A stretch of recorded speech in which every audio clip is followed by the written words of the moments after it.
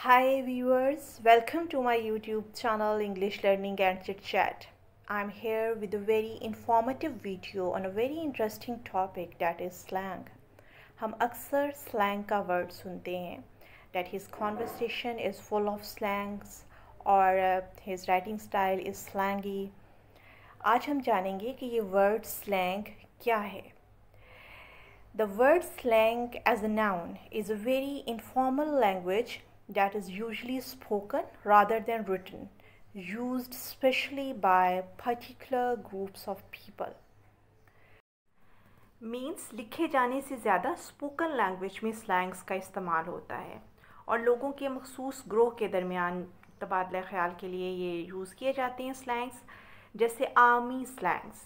अब army slang से मुराद ऐसे अल्फाज या ऐसी वोकेबलरी है जो आर्मी से कनेक्टेड लोग ही आपस में बातचीत करते वक्त बोलते हैं और बहुत मुमकिन है कि आम लोगों के लिए ये वाले अल्फाज या ये वोकेबलरी आम फहम ना हो, यानी उनकी समझ में ना आ सके कि इस बात से इन लोगों का क्या मतलब है.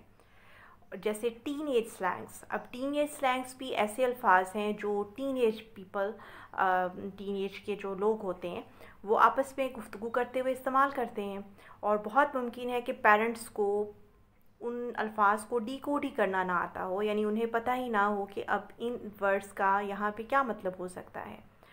सो स्लैंग से मुराद क्या हुआ कि it's a vocabulary that is used between people who belong to the same social group and who know each other well. मतलब जो एक दूसरे को अच्छे से लोग जानते हैं उनके दरमियान अगर स्लैंग्स का तबादला हो तो ज़्यादा बेहतर है, क्योंकि अगर आप कुछ ख़ास अल्फाज ऐसे हैं स्लैंग्स कुछ जो कि ये जिनके बारे में ये कंसिडर किया जाता है कि वो इतने पोलाइट नहीं भी हैं, तो अब अगर आप उनको ऐसे लोगों के सामने बोलेंगे जो आपसे अच्छे से वाकिफ़ नहीं हैं या जिनके साथ आपकी अच्छी अंडरस्टैंडिंग नहीं है, तो बहुत पॉसिबल है कि वो ऑफेंड हो जाएं इन अल्फाज को सुनकर. तो इसलिए बेहतर है कि स्लैंग्स उसी मखसूस ग्रोह के दरमियान ही बोले जाएं जिनके लिए वो दे आर मेंट फॉर, जिनके लिए वो बने हैं. उर्दू में स्लैंग की ट्रांसलेशन हम कर सकते हैं अवाम की बोली, अवाम के एक मखसूस ग्रोह की बोली.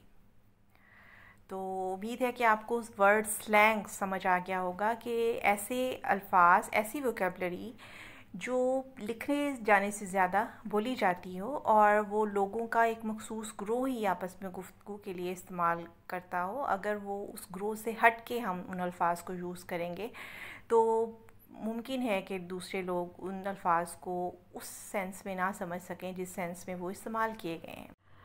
वेल, देखते हैं आज का पहला slang, that is clap back. Clap back एक ऐसा बरजस्ता या करारा जवाब है किसी ऐसे शख्स को जिसने आप पर बेवजह तनकीद की हो या आपकी इंसल्ट की हो. A clever or funny answer to someone who has criticised or insulted you.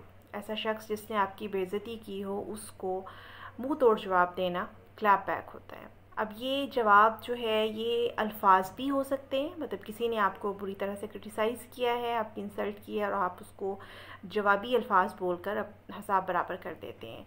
ये इसके साथ साथ ये कोई रिएक्शन भी हो सकता है कि किसी ने आपको क्रिटिसाइज़ किया है या इंसल्ट की है तो आप उसके ऊपर क्या रिएक्शन देते हैं, वो फौरी या वो फ़नी और क्लेवर रिएक्शन जो है वो क्लैप बैक होता है.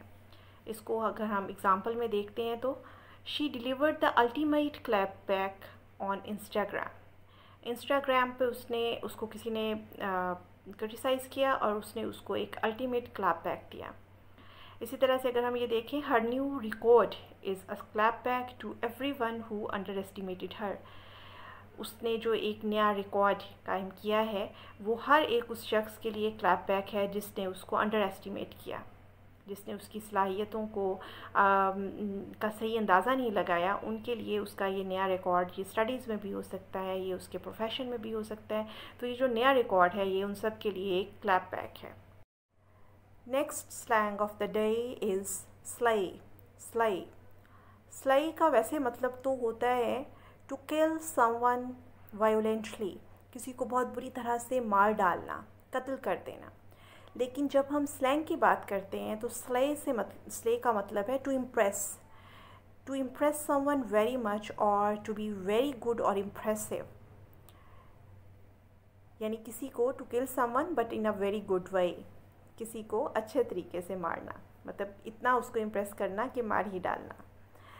जी, तो इसकी एग्जांपल्स हम देखते हैं। The actors sly me with the quality of their acting. अपनी एक्टिंग की क्वालिटी से एक्टर्स ने मुझे मार ही डाला। और दूसरी एग्जांपल देख लेते हैं। Wearing something amazing you are slaying, यानी किसी ने बहुत अच्छा ड्रेस पहना हुआ है और in a very good sense she और he is slaying. Next slang of the day is corny. Corny corny slangs हम जोक्स, फिल्म्स और स्टोरीज़ के कनेक्शन में यूज़ करते हैं।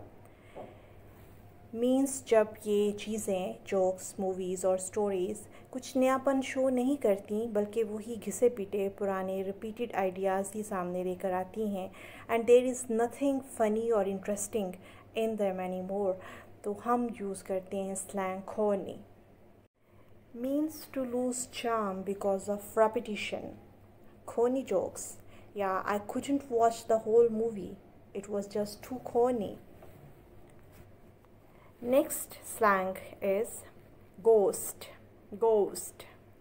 वैसे तो आप सब जानते हैं कि ghost का मतलब भूत होता है। यहाँ पे जब हम ghost को एज अ slang यूज़ करते हैं तो तब इसका मतलब होता है to avoid someone until they get the picture and stop contacting you.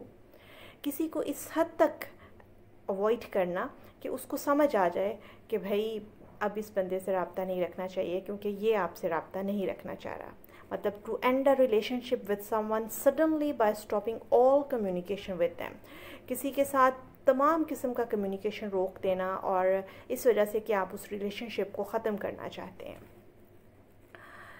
For example, I tried to get in touch with Julie for a while. Now I think she ghosted me. Or should I message her back or just ghost?